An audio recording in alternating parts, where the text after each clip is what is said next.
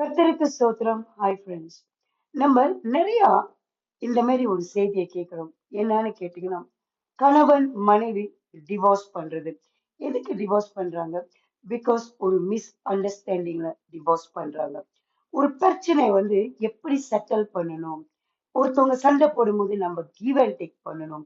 அதெல்லாம் இல்ல. சண்டை வந்துருச்சு, பெருசா போயிருச்சு, உடனே டிவோர்ஸ்னு கோர்ட்ல போய் நின்று டிவோர்ஸ் கேக்குறாங்க.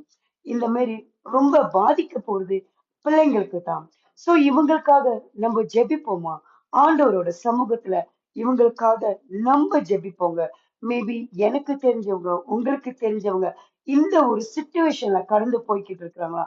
அவங்களுக்காக நம்ம ஜெபிப்போம். உங்களுக்கு தெரியும் தானே, கர்த்தர் மகா பரிசுத்தர். சேர்த்து வச்ச எந்த கணவன் மனைவி அவர் சித்தத்தால அவரு பிளஸ் பண்ணத யாராலையும் பிரிக்க முடியாது. எந்த டிவோர்ஸ்னாலையும் பிரிக்க முடியாது.